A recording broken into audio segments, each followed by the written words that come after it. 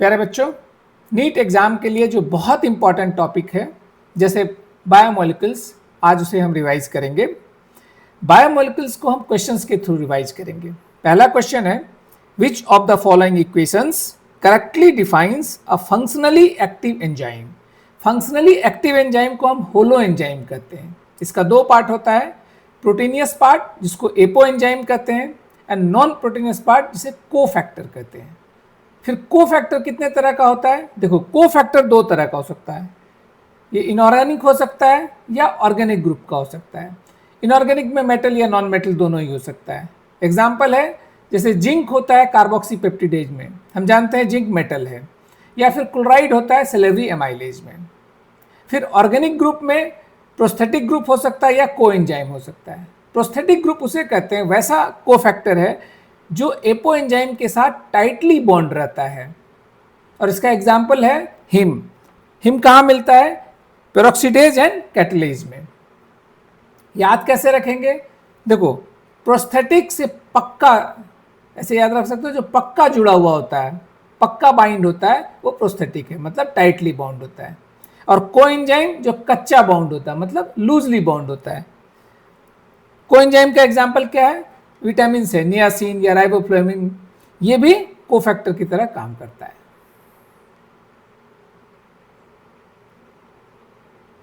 अब second question है, organic cofactor that is tightly and permanently bond to the apo enzyme is termed as, अभी हमने discuss किया था, प्रोस्थेटिक ग्रुप जो टाइटली मतलब पक्का बंधा हुआ रहेगा एपो एंजाइम से उस कोफैक्टर को, और जो ऑर्गेनिक होगा उसको हम प्रोस्थेटिक ग्रुप कहते हैं। ऑर्गेनिक में ही जो लूजली बाउंड रहता है उसको हम कोएंजाइम कहते हैं। थर्ड क्वेश्चन है, enzymes increase the biological rate of chemical reaction primarily bye, answer हो जाएगा लोअरिंग द एक्टिवेशन एनर्जी।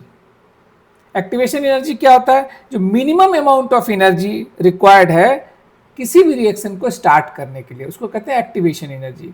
उसको जब लोअर कर देंगे तो कम एनर्जी में ही स्टार्ट हो जाएगा रिएक्शन, तो रिएक्शन कैटलाइज हो जाएगा।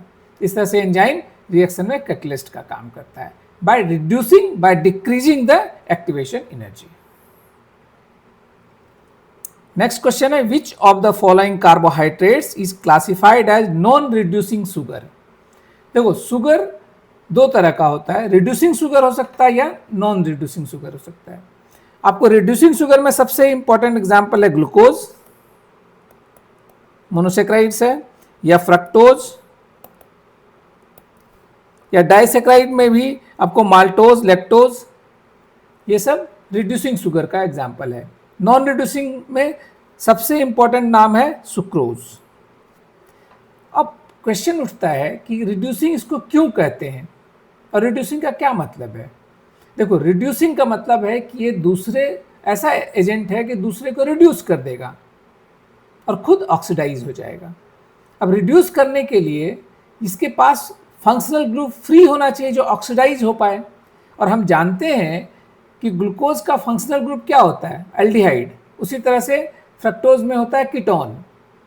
मैक्सिमम कार्बोहाइड्रेट आपको एल्डिहाइड या कीटोन के फंक्शनल ग्रुप का होता है। तो ग्लूकोज के फर्स्ट कार्बन एटम पर एल्डिहाइड ग्रुप फ्री रहता है। ये फ्री एल्डिहाइड ग्रुप क्या करेगा? ये आराम से ऑक्सीडाइज हो सकता है, और ये अगर ऑक्सीडाइज हो जाएगा तो सामने वाले जिससे रिएक्शन कर रहा है उसे रिड्यूस कर देगा, इसलिए इसको रिड्यूसिंग शुगर कहते हैं। उसी तरह से फ्रक्टोज, फ्रक्टोज के कार्बन 2 एटम पर कीटोन ग्रुप फ्री रहता है। ये कीटोन ग्रुप फ्री रहने के चलते ये भी रिड्यूस कर सकता है। तो फ्री फंक्शनल ग्रुप अगर कार्बन एटम पे रहता है ग्लूकोज में या फ्रक्टोज में या किसी भी शुगर में, तो रिड्यूसिंग शुगर होता है। तो नॉन रिड्यूसिंग कब होता है? जैसे इसका सुक्रोज का केस देख लीजिए। सुक्रोज में क्या होता है कि ग्लूकोज और फ्रक्टोज ये दोनों मिलकर ही सुक्रोज बनाते हैं, और ये सुक्रोज क्या है? डाइसेक्राइड है। ये मोनोसेक्राइड है, ये मोनोसेक्राइड है, डाइसेक्राइड। अब इसका C1 में जो अल्डिहाइड ग्रुप था और इसका कार्बन 2 में जो कीटोन ग्रुप था, ये दोनों मिलके सुक्रोज के केस में क्या होता है, ग्लाइकोसाइडिक बॉन्ड बना देता है। ग्लाइकोसाइडिक बॉन्ड बना दिया तो फ्री तो रहा ही नहीं फंक्शनल ग्रुप। अब देखिए जब रिंग स्ट्रक्चर में आता तो इसी को कहते हैं हम एनोमेरिक कार्बन। तो ये एनोमेरिक कार्बन के पास देखिए लॉक हो गया है, कोई फ्री फंक्शनल ग्रुप नहीं है सुक्रोज में, इसलिए ये नॉन रिड्यूसिंग होता है। जबकि माल्टोज या लैक्टोज देखिए, ऑफ कोर्स ये भी डाइमर है, डाइसेक्राइड है, लेकिन इसके पास फ्री फंक्शनल ग्रुप है कार्बोनिल ग्रुप का, वही CHO या C डबल बॉन्ड O, इस ग्रुप को कार्बोनिल ग्रुप कहते हैं। तो ये कार्बोनिल ग्रुप फ्री है माल्टोज एंड लैक्टोज में, इसलिए ये भी रिड्यूसिंग शुगर है। तो याद रखिएगा, जब शुगर में फ्री फंक्शनल ग्रुप रहेगा अल्डिहाइड या कीटोन का, तो उस स्थिति में वो रिड्यूसिंग शुगर होगा, और जब फ्री नहीं रहेगा तो उसे हम रिड्यूसिंग शुगर नहीं कहेंगे, नॉन रिड्यूसिंग कहेंगे। यूजुअली एजेंट हम फेलिंग एजेंट या बेनेडिक्ट एजेंट रिएजेंट यूज करते हैं। जब इसमें डालते हैं तो रिडक्शन होने के चलते, रिएक्शन होने के चलते रिएजेंट का कलर चेंज हो जाता है। अब नेक्स्ट आते हैं, फिर कलर चेंज वाला ही एक क्वेश्चन है कि starch yields a characteristic blue black coloration when treated with iodine solution whereas cellulose does not. Why? देखो होता क्या है, स्टार्च का स्ट्रक्चर हेलिकल होता है, हेलिकल स्ट्रक्चर में आयोडीन ट्रैप हो जाता है, इसलिए आयोडीन कलर चेंज कर लेता है स्टार्च के केस में। लेकिन अगर सेलुलोज देखोगे तो इसमें ऐसा हेलिकल स्ट्रक्चर नहीं होता है, तो आयोडीन ट्रैप नहीं हो पाता है। इसलिए स्टार्च के केस में आयोडीन के साथ कलर होता है ब्लू ब्लैक कलर, लेकिन सेलुलोज में नहीं होता है।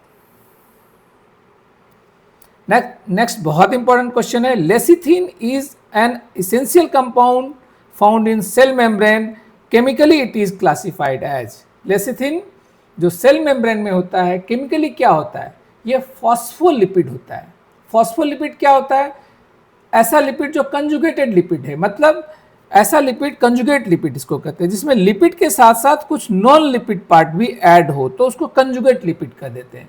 तो लिपिड तो दिख ही रहा, फॉस्फोलिपिड, तो लिपिड पार्ट तो लिपिड है इसमें, जो फैटी एसिड एंड ग्लिसरॉल होता है, लेकिन उसके साथ फॉस्फो पार्ट भी है। तो एग्जैक्ट में क्या क्या नॉन लिपिड पार्ट है, फॉस्फेट ग्रुप एंड कोलिन होता है इसमें। ये क्वेश्चन पूछते हैं बहुत बार कि लेसिथिन में नॉन लिपिड पार्ट क्या क्या होता है, आंसर होगा phosphate group and choline. Lipid part क्या क्या होगा, fatty acid and glycerol. Now next question है, which of the following is a basic amino acid. Amino acid basic हो सकता है, एसिडिक हो सकता है, न्यूट्रल हो सकता है, एरोमेटिक हो सकता है। इनका नाम आपको याद रखना होगा। मैं कुछ ट्रिक्स भी बता देता हूं। जैसे बेसिक अमीनो एसिड याद रखने के लिए आप हाल याद रखिए, हिंदुस्तान एरोनॉटिकल का होता बोलते हैं ना हाल, तो हाल के हिसाब से H हो गया हिस्टिडीन, A हो गया आर्जिनिन एंड L हो गया लाइसिन। तो हिस्टिडीन, आर्जिनिन एंड लाइसिन ये बेसिक अमीनो एसिड है। इस क्वेश्चन के हिसाब से आंसर लाइसिन है। अब यहां देखेंगे न्यूट्रल अगर है उसको कैसे याद रखते हैं, उसको याद रखते हैं वली गैस लेकर आया, तो वली वी से वेलिन, और गैस में ही बाकी तीन है, glycine, alanine and serine. G से ग्लाइसिन, ए से एलेनिन, एस से सेरिन। तो valine, glycine, alanine and serine, V gas जो है ये न्यूट्रल अमीनो एसिड का एग्जाम्पल है। एसिडिक में नाम ही रहेगा glutamic acid and aspartic acid, तो इजिली आप समझ जाएंगे। और एरोमेटिक किसको बोलते हैं, टीपीटी से याद कर सकते हैं आप, एरोमेटिक रिंग होता है इसमें, तो टीपीटी से याद रख सकते हैं। टीपीटी क्या होता है, ट्रांसपोर्ट एलायंस को टीपीटी कहते हैं। तो टी फॉर ट्रिप्टोफैन, नेक्स्ट दूसरा टी जो है tyrosine and P for phenyl alanine. तो फिर से आते हैं क्वेश्चन में, देखते हैं। देख क्वेश्चन में क्या क्या था, ग्लूटामिक एसिड, तो ये कौन सा हो गया, acidic amino acid. Lysine basic amino acid, valine, valine फिर कहाँ था, न्यूट्रल में, और टायरोसिन कहाँ था, एरोमेटिक में। तो acidic, basic, neutral and aromatic, ये चारों को आपको पता होना चाहिए। इसके अलावा भी कभी कभी पूछते हैं कि बेसिक में क्या क्या है, तो आर्जिनिन एंड हिस्टिडीन, जो मैंने पहले ही बताया, हाल से याद रख सकते हैं आप। एमिनो एसिड से इस तरह से क्वेश्चंस आते हैं। अब एक बहुत ही इंपॉर्टेंट पार्ट है, वो है सेकेंडरी मेटाबोलाइट्स से क्वेश्चंस आता है कि विच of the following sets correctly pairs secondary metabolites with their respective clinical और केमिकल कैटेगरीज। तो ये किसके साथ कौन सा है? देखो पहला लिखा है अल्कोलॉइड्स राइसिन एंड एब्रिन। ये राइसिन एंड एब्रिन जो है ये एक्चुअली टॉक्सिन होता है, तो ये बिल्कुल मैच नहीं कर रहा है, अल्कोलॉइड नहीं होता है। अल्कोलॉइड में क्या होता है? मॉर्फिन एंड कैफीन, ये अल्कोलॉइड का एग्जाम्पल है। कैफीन नहीं, करेक्शन, कोडीन, ये दोनों ड्रग हैं बेसिकली। मॉर्फिन पेन किलर में यूज होता है, कफ सिरप में भी यूज होता है। तो मॉर्फिन एंड कोडीन क्या है? अल्कोलॉइड है। तो अल्कोलॉइड का एग्जाम्पल होना चाहिए था मॉर्फिन एंड कोडीन, लेकिन यहाँ दिया है राइसिन एंड एब्रिन, इसलिए ये गलत है। उसका ड्रग्स में विनब्लास्टिन एंड कर्कुमिन बिल्कुल सही है। विनब्लास्टिन ड्रग है जो एंटी कैंसरस ड्रग है, और कर्कुमिन इसमें हल्दी में पाया जाता है और ये एंटी इन्फ्लामेटरी होता है, इसका भी ड्रग लाइक प्रॉपर्टी है। तो सेकंड बी आंसर सही है। और नीचे भी देख लेते हैं, टॉक्सिन में मॉर्फिन एंड कोडीन बिल्कुल नहीं, ये टॉक्सिन नहीं है। टॉक्सिन का मतलब था पॉइजन, पॉइजन नहीं है। ये दोनों तो ट्रीटमेंट में यूज करते हैं, ये दोनों ही बेसिकली ये भी एक तरह का ड्रग्स है, लेकिन इसे अल्कलॉइड ग्रुप में आपको याद रखना है। ऐसे ये पेन किलर की तरह यूज होता है morphine, and codeine cough syrup में यूज होता है, लेकिन यहाँ आपको अल्कलॉइड में याद रखना है। And lectin, carotenoid and anthocyanin बिल्कुल नहीं, ये पिगमेंट्स का नाम है। लैक्टिन कॉन्कावेलिन ए होता है। अब इन सबको इतना इतना नाम है, कैसे याद रखेंगे? याद करने के कुछ न्यूमोनिक्स में आपको बताता हूँ, शायद हेल्प हो जाएगा। जैसे अल्कलॉइड के लिए याद रखिए अल्का की मॉर्निंग कॉफ़ी, अल्का से अल्कलॉइड, और मॉर्निंग कॉफ़ी से मॉर्फिन एंड कोडीन। फिर ए रिस्की टॉक्सिन से आप याद हो जाएगा एब्रिन एंड राइसिन, ये हो गया टॉक्सिन्स का example. Lecture in conference hall, lectin किसका एग्जाम्पल हो गया? कॉन्कानावेलिन का। कॉन्कोनावेलिन जो ए है, पूरा नाम ये पढ़ते हैं कॉन्कोनावेलिन ए, ये लैक्टिन का एग्जाम्पल है। और उसके बाद एक और निमोनिक्स है, विनेगर एंड करी act like a drug. Vinegar and करी एक्ट लाइक ए ड्रग, ऐसे भी आजकल पढ़ते रहते हैं ना, विनेगर से ये फायदा है वो फायदा है, तो आप रिलेट कर पाओगे। विनेगर एंड करी एक्ट लाइक ए ड्रग, तो ड्रग का एग्जाम्पल एक तो विन से होगा, तो विनब्लास्टिन, एंड करी से याद रखिएगा कर्कुमिन। तो विनब्लास्टिन एंड कर्कुमिन ड्रग का एग्जाम्पल है। Vinblastine basically anti cancerous drug होता है, एंड कर्कुमिन एंटी इन्फ्लामेटरी होता है। एंटी इन्फ्लामेटरी समझते हैं, जैसे किसी जगह में चोट लग जाए तो वहाँ स्वेलिंग हो जाती है, रेड हो जाता है, पेन होने लगता है, उसको इन्फ्लामेशन कहते हैं। तो इन्फ्लामेशन को कम करने के लिए कर्कुमिन यूज होता है। नेक्स्ट क्वेश्चन है, inulin A widely distributed storage polysaccharide found in plants is a natural polymer compound purely of, answer है फ्रक्टोज। तो और इसके साथ साथ इनुलिन तो फ्रक्टोज से बनता है, लेकिन अदर कुछ कुछ मोनोमर्स का पॉलीसेकेराइड या पॉलीमर क्या है उसको भी साथ में पढ़ लेते हैं। जैसे ग्लूकोज मोनोमर है, इसका पॉलीमर आप कम से कम 3 याद रखिए, glycogen, starch and cellulose. Glycogen storage का काम करता है कहाँ? एनिमल्स में, पर्टिकुलर मेमल्स के लीवर में आप देखेंगे ग्लूकोज का स्टोरेज फॉर्म होता है ग्लाइकोजन। प्लांट्स में ग्लूकोज स्टोरेज फॉर्म में रहता है स्टार्च के फॉर्म में, और सेल वॉल किससे बना होता है? सेलुलोज से। ये 3 मोनोमर ग्लूकोज का पॉलीमर है, ग्लाइकोजन, स्टार्च एंड सेलुलोज। उसी तरह से गैलेक्टोज एंड ग्लूकोज, ये 2 मोनोसेक्राइड्स है, ये मिलकर बना देता है लैक्टोज। लैक्टोज क्या है? डाइसेक्राइड है। उसी तरह से अमीनो एसिड एक मोनोमर है, इसका पॉलीमर होता है पॉलीपेप्टाइड्स, फाइनली प्रोटीन बना लेता है। इस तरह से कुछ और मोनोमर का पॉलीमर भी मैंने आपको बता दिया, बट ये बहुत बार आया हुआ क्वेश्चन है, इनुलिन का मोनोमर कौन सा है? वो है फ्रक्टोज। बहुत इंपॉर्टेंट क्वेश्चन है।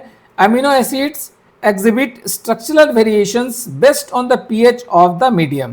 The chemical structure that features simultaneous positive and negative charge is called as anionic form, cationic form, deuterionic form and non-polar form. Deuterion किसको बोलते हैं? द्वि मतलब होता है 2 आयन, तो 2 आयन, तो 2 आयंस का मतलब क्या हुआ? ड्यूटेरियन आयन मतलब 2 आयंस, मतलब positive charge and negative charge, दोनों ही एक ही मॉलिक्यूल में हो। अगर एक ही मॉलिक्यूल में दोनों ही चार्ज हो, लेकिन नेट चार्ज जीरो हो तो उसको ड्यूटेरियन आयन कहते हैं। तो इसमें से बहुत बार अमीनो एसिड्स में होता है कि अमीनो ग्रुप है जो पॉजिटिव है और COOH ग्रुप है जो निगेटिव है, कार्बोक्सिल ग्रुप है। और ये दोनों ही ग्रुप प्रेजेंट हो अमीनो एसिड में लेकिन नेट चार्ज जीरो हो, उस कंडीशन को हम कहते हैं ड्यूटेरियन। तो ड्यूटेरियन आयन से भी क्वेश्चंस पूछते हैं। नाउ नेक्स्ट क्वेश्चन है, identify the options that correctly states the most abundant protein in the animal kingdom and entire biosphere. Animal kingdom में सबसे एबंडेंट होता है कोलाजन, पूरे बायोस्फीयर में सबसे ज्यादा रुबिस्को। ये दोनों ही बहुत इंपॉर्टेंट है। ये ऑलरेडी हम लोग पढ़ चुके हैं लेकिन ये क्वेश्चंस बार बार आता है इसलिए मैंने आपको फिर से बताया है। Concanavalin A belongs to which category of plant metabolites? Answer है लैक्टिन। ये हम पहले भी पढ़ चुके हैं। इस तरह से 12 क्वेश्चंस मैंने अभी आपको कराया। Almost all high weightage topic इससे कवर हो जा रहा है। इसके बाद आप ट्राई कीजिएगा क्वेश्चंस इस चैप्टर का, बड़े आराम से बन जाएगा। Thank you.